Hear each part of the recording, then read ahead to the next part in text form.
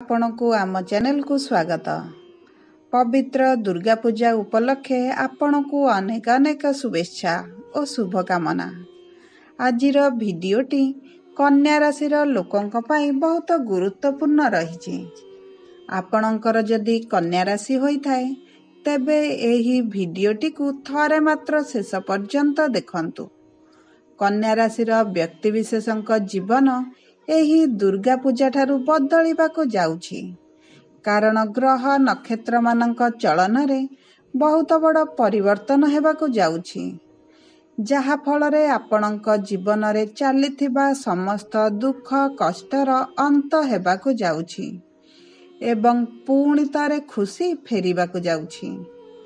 देखंतु बुध शुक्र एवं सूर्यंकर राशि परिवर्तन हेबाको जाउछि, जहा द्वारा आपणकर जीवन रे किछि बड़ परिवर्तन हेबाको जाउछि। तेबे आसंतु जानिबा एही दुर्गा पूजा ठारू आपणक जीवन रे कौन सबु बड़ परिवर्तन हेबाको जाउछि। भिडियोटी को आरंभ करिबा पूर्वरु जदि आपणकर कन्या राशि होइथाय एवं आपण भी ईश्वर को आंतरिक भक्ति एवं विश्वास करती तेबे भिडियोटी को लाइक करंतु एवं कमेंट बॉक्स रे जय जगन्नाथ जय मां लक्ष्मी अवश्य लिखि दियंतु।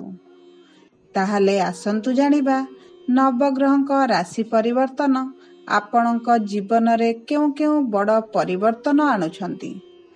देखंतु पूर्वरु आपणकर स्वास्थ्य खराब रहुथिला, आर्थिक समस्या देखा देउथिला, आपण ऋण नेउथिले किंतु ऋण सुझी पारु नथिले, ऋणर भार आपणक उपरे बढ़ी बढ़ी चलीथिला, परिवार रे खुशीर वातावरण नथिला, शिक्षा क्षेत्र रे समस्या देखा देउथिला, आपणकर अଯଥା खर्च हेउथिला, समाज रे आपणकु मान सम्मान मिलु नथिला, आपणकु चाकरी प्राप्ति होई पारु नथिला, संतान सतंतीक पई आपण बहुत चिंतित थिले, व्यापार रे आपणकर लॉस हेउथिला, प्रेम जीवन रे समस्या देखा देउथिला, दाम्पत्य जीवन रे कलह लागी रहुथिला, आपण बहुत मानसिक दुश्चिंता रे रहुथिले। तेबे एही बळी जहा भी समस्या आपणक जीवन रे चालुथिला ताहा एबे दूर हेबाको जाउछि। आपणक जीवन रे पुणी थरे खुशी फेरिबाको जाउछि। आपणक जीवन रे नूतन सूर्य उदय हेबाको जाउछि।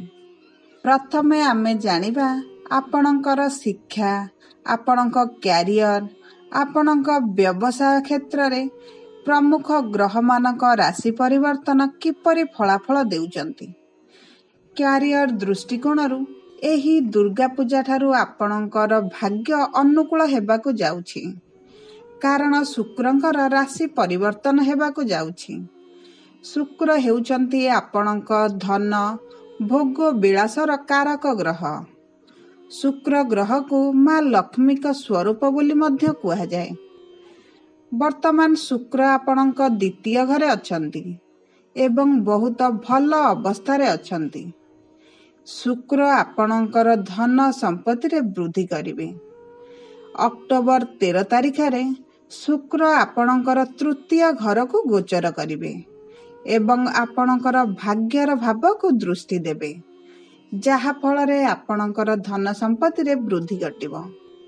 मंगल मास आरंभ रे आपणकर दशम घरे रहिबे एवं दशम घरर प्रभु बुध आपणकर प्रथम घरे सूर्य एवं केतुंग सहित रहिबे।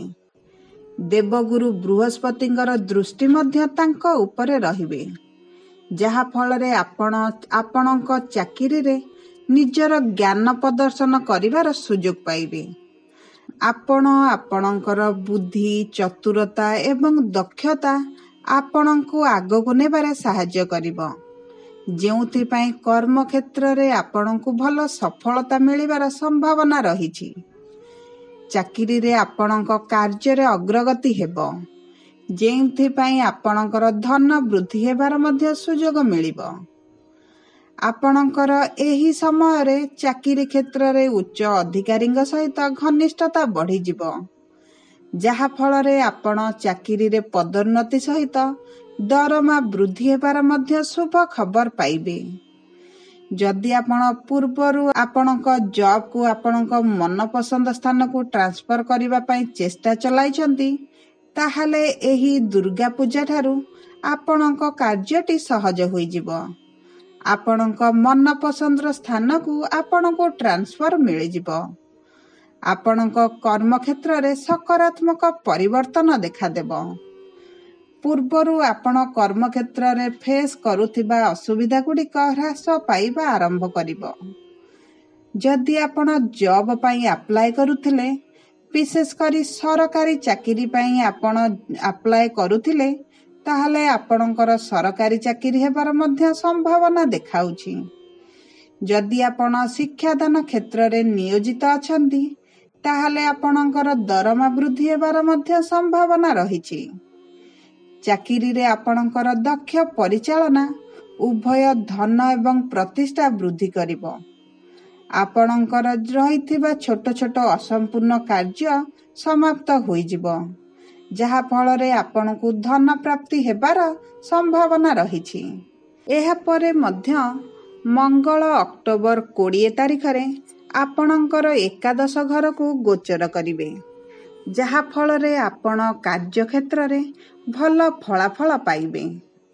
ଅକ୍ଟୋବର 10 ତାରିଖରୁ ବୁଧ ଆପଣଙ୍କ ପ୍ରଥମ ଘରୁ ଦ୍ୱିତୀୟ ଘରକୁ ଯିବେ, ଯାହା ଆପଣଙ୍କୁ ଆପଣଙ୍କ ଚାକିରିରେ ଭଲ ଆୟ ଦେବାରେ ସାହାଯ୍ୟ କରିବେ। ଆପଣଙ୍କ କର୍ମକ୍ଷେତ୍ରରେ ଆପଣଙ୍କର ପ୍ରତିଭା ପାଇଁ ଆପଣଙ୍କୁ ସମ୍ମାନିତ କରାଯିବ। ଯଦି ଆପଣ ପ୍ରାଇଭେଟ୍ ସେକ୍ଟରରେ କାର୍ଯ୍ୟ କରୁଛନ୍ତି, ତାହେଲେ ଆପଣଙ୍କୁ ବିଶେଷ ସଫଳତା ମଧ୍ୟ ମିଳିବ। ସବୁ ପରେ ଆପଣଙ୍କର ଜବ୍ ସେକ୍ଟରରେ ଏହି ଦୁର୍ଗା ପୂଜା ଠାରୁ ବିଶେଷ ପରିବର୍ତ୍ତନ ଆସିବ। ଯଦି ଆମେ ବ୍ୟବସାୟୀ ଲୋକଙ୍କ ବିଷୟରେ ଆଲୋଚନା କରିବା, ତାହେଲେ ବ୍ୟବସାୟ କରୁଥିବା ଲୋକଙ୍କ ପାଇଁ ମାସଟି ବହୁତ ଭଲ ରହିଛି। ଆପଣଙ୍କର ଜ୍ଞାନ ଏବଂ ତୀକ୍ଷ୍ଣ ବୁଦ୍ଧି ବ୍ୟବହାର କରି ଆପଣ ଆପଣଙ୍କ ବ୍ୟବସାୟରେ କିଛି ନୂତନ ପରିବର୍ତ୍ତନ ଆଣିବେ। ଆପଣଙ୍କର ବ୍ୟବସାୟକୁ ଆପଣ ବହୁତ ବଢ଼ାଇବେ। ଆପଣ ଏହି ସମୟ ମଧ୍ୟରେ କିଛି ନୂତନ ଲୋକଙ୍କ ସହିତ ସମ୍ପର୍କ ସ୍ଥାପନା କରିବେ, ଯାହା ଫଳରେ ଆପଣ ବହୁତ ଉପକୃତ ମଧ୍ୟ ହେବେ। ଯଦି ଆପଣ ସହଭାଗିତା ହୋଇ ବ୍ୟବସାୟ କରୁଛନ୍ତି, ତାହେଲେ ଆପଣଙ୍କର ଏହି ସମୟ ପରେ ବହୁତ ଭଲ ଶୁଭ ସମୟ ଆସିବ, ଯେଉଁଠାରେ ଆପଣ ବହୁତ ଲାଭବାନ ହେବେ। ଦୁର୍ଗା ପୂଜା ଠାରୁ ଆପଣଙ୍କର ସୂର୍ଯ୍ୟ ବୁଧ କେତୁଙ୍କର ପ୍ରଥମ ଘରେ ଅବସ୍ଥିତି ହେତୁ ଆପଣଙ୍କର ସପ୍ତମ ଘରକୁ ଦୃଷ୍ଟି ଦେବେ, ଯାହା ଫଳରେ ଆପଣଙ୍କ ବ୍ୟବସାୟରେ ଆସୁଥିବା ଚ୍ୟାଲେଞ୍ଜ ଗୁଡ଼ିକ ହ୍ରାସ ପାଇବା ଆରମ୍ଭ କରିବ ଏବଂ ଆପଣଙ୍କର ବ୍ୟବସାୟ ଯାତ୍ରା ଶୁଭମୟ ହେବ। ଏହି ଦୁର୍ଗା ପୂଜା ଠାରୁ ଆପଣଙ୍କ ପରିଶ୍ରମ ଅନୁପାତରେ ଆପଣଙ୍କର ଧନ ଆମଦାନୀ ବଢ଼ିଯିବ। ବ୍ୟବସାୟରେ ଚାଲିଥିବା ମାନ୍ଦା ଅବସ୍ଥାରେ ସୁଧାର ଆସିବ। ଯଦି ଆପଣ ପନିପରିବା ବ୍ୟବସାୟ କରୁଛନ୍ତି, ତାହେଲେ ଆପଣଙ୍କର ଲାଭ ଦ୍ୱିଗୁଣିତ ହୋଇଯିବ। ଅଳଙ୍କାର ବ୍ୟବସାୟୀମାନଙ୍କର ମଧ୍ୟ ଲାଭ ବଢ଼ିଯିବ। ବ୍ୟବସାୟରେ ଆୟର ସ୍ରୋତ ବଢ଼ିବାର ଯୋଗ ରହିଛି। ବ୍ୟାପାର କ୍ଷେତ୍ରରେ ଥିବା ବ୍ୟକ୍ତିମାନଙ୍କୁ ଆକସ୍ମିକ ଅର୍ଥ ଲାଭ ହେବାର ମଧ୍ୟ ସମ୍ଭାବନା ଅଛି। ଯେଉଁମାନେ କୃଷି କାର୍ଯ୍ୟ କରୁଛନ୍ତି, ସେହି ଲୋକମାନଙ୍କୁ ଲାଭଦାୟକ ଅର୍ଥ ପାଇବାର ଆଶା ମଧ୍ୟ ପୂରଣ ହେବ। ନୂତନ ଆୟର ସ୍ରୋତ ମିଳିଯିବ। ଆପଣଙ୍କର ପୂର୍ବରୁ ଅଟକି ରହିଥିବା କାର୍ଯ୍ୟ ମଧ୍ୟ ସମାପ୍ତ ହୋଇଯିବ। ଯଦି ଆପଣ ବ୍ୟବସାୟକୁ ବିସ୍ତାର କରିବାର ଯୋଜନା କରିଛନ୍ତି, ଏହି ଦୁର୍ଗା ପୂଜା ଠାରୁ ଆପଣଙ୍କର ଶୁଭ ସମୟ ଆସୁଛି। ବ୍ୟବସାୟରେ ଯଦି କିଛି ନୂତନ ପରିବର୍ତ୍ତନ କରୁଛନ୍ତି, ତାହା ଆପଣଙ୍କ ପାଇଁ ଲାଭଦାୟକ ରହିବ।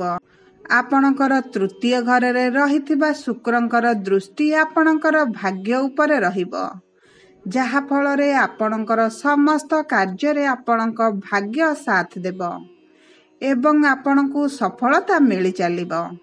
ଯଦି ଆମେ ଆପଣଙ୍କର ଆର୍ଥିକ ସ୍ଥିତିକୁ ଦେଖିବା, ତାହେଲେ ପ୍ରମୁଖ ଗ୍ରହମାନଙ୍କର ରାଶି ପରିବର୍ତ୍ତନ ଆପଣଙ୍କର ଆର୍ଥିକ ସ୍ଥିତିକୁ ମଜବୁତ କରିବ। ଆପଣଙ୍କୁ ଏହି ଦୁର୍ଗା ପୂଜା ଠାରୁ ବହୁତ ଭଲ ଫଳାଫଳ ମିଳିବ। ମଙ୍ଗଳ ମାସ ଆରମ୍ଭରେ ଆପଣଙ୍କର 10ମ ଘରେ ରହିବେ ଏବଂ ଅକ୍ଟୋବର 20 ତାରିଖରୁ ସେ ଆପଣଙ୍କର ଏକାଦଶ ଘରକୁ ଆସିବେ, ଯାହା ଆପଣଙ୍କ ଆର୍ଥିକ ଆୟରେ ଭଲ ବୃଦ୍ଧି ଦେଖାଉଛି।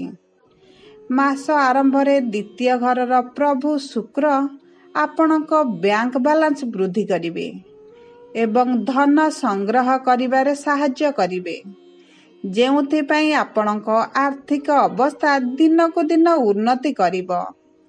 ଏହାପରେ ମଧ୍ୟ ସୂର୍ଯ୍ୟ ଏବଂ ବୁଧ ମାସର ଦ୍ୱିତୀୟାର୍ଦ୍ଧରେ ଆପଣଙ୍କର ଦ୍ୱିତୀୟ ଘରକୁ ଆସିବେ। ଏହା ମଧ୍ୟ ଆପଣଙ୍କର ଆର୍ଥିକ ସ୍ଥିତିରେ ଉନ୍ନତି ଆଣିବାରେ ସାହାଯ୍ୟ କରିବ। 9ମ ଘରେ ବସିଥିବା ଦେବଗୁରୁ ବୃହସ୍ପତି ପ୍ରଥମ ଘରକୁ ଦୃଷ୍ଟି ଦେବେ ଏବଂ ସଠିକ୍ ନିଷ୍ପତ୍ତି ନେଇ ଆପଣଙ୍କୁ ଆର୍ଥିକ ଦୃଷ୍ଟିରୁ ସୁଦୃଢ଼ କରିବାରେ ସାହାଯ୍ୟ କରିବେ। ଏହି ମାସରେ ଆପଣ ଧନ ସଞ୍ଚୟ କରିବା ପରି ଧ୍ୟାନ ଦେବାର ଆବଶ୍ୟକତା ରହିଛି। ଆପଣଙ୍କର ଅଟକିଥିବା ଧନ ମଧ୍ୟ ମିଳିଯିବ। ଆପଣଙ୍କୁ ଗୁପ୍ତ ଟଙ୍କା ମିଳିବାର ମଧ୍ୟ ସମ୍ଭାବନା ରହିଛି। ଭୌତିକ ସୁଖ ସମ୍ପତ୍ତିରେ ବୃଦ୍ଧି ଘଟିବ। ଯଦି ଆପଣ ସେୟାର ମାର୍କେଟ, ଲଟେରୀରେ ପଇସା ବିନିଯୋଗ କରିଛନ୍ତି, ତାହେଲେ ଆପଣଙ୍କୁ ପ୍ରଚୁର ଲାଭ ମିଳିବ। ଆପଣଙ୍କ ଆର୍ଥିକ ଅବସ୍ଥାରେ ଚାଲୁଥିବା ଖରାପ ପରିସ୍ଥିତିରେ ସୁଧାର ଆସିବ।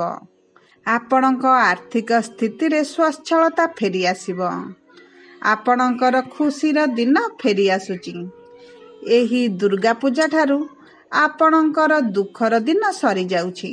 ତାହେଲେ ଆସନ୍ତୁ ଜାଣିବା ଆପଣଙ୍କର ପ୍ରେମ ସମ୍ପର୍କ ଏହି ଦୁର୍ଗା ପୂଜା ଠାରୁ କିପରି ରହୁଛି। କିପରି ପ୍ରଭାବ ପକାଉଛନ୍ତି ନବଗ୍ରହଙ୍କର ରାଶି ପରିବର୍ତ୍ତନ ଆପଣଙ୍କ ପ୍ରେମ ଏବଂ ବୈବାହିକ ସମ୍ପର୍କରେ। ଯଦି ଆମେ ଆପଣଙ୍କର ପ୍ରେମ ଏବଂ ବୈବାହିକ ସମ୍ପର୍କ ବିଷୟରେ ଆଲୋଚନା କରିବା, ତାହେଲେ ଏହି ଦୁର୍ଗା ପୂଜା ଠାରୁ ଆପଣଙ୍କର ପ୍ରେମ ସମ୍ପର୍କରେ ଦୂରତାଟା କମିଯିବ, ଯାହାଦ୍ୱାରା ଆପଣଙ୍କ ମନରେ ଖୁସି ଖେଳିଯିବ। ପ୍ରେମ ସମ୍ପର୍କରେ ନିକଟତରତା ବଢ଼ିଯିବ। ଆପଣ ଆପଣଙ୍କ ପ୍ରିୟଙ୍କ ସହିତ ସୁଖଦ ସମୟ ଅତିବାହିତ କରିବେ। ଯଦି ଆପଣ ପ୍ରେମ ବିବାହର ଯୋଜନା କରିଛନ୍ତି, ତାହେଲେ ପରିବାର ଲୋକଙ୍କ ମଞ୍ଜୁରିରେ ଆପଣଙ୍କ ପ୍ରେମ ବିବାହର ଯୋଜନାଟି ସଫଳ ହେବ। ଆପଣଙ୍କ ପ୍ରେମ ସମ୍ପର୍କରେ ମଧୁରତା ବଢ଼ିବ।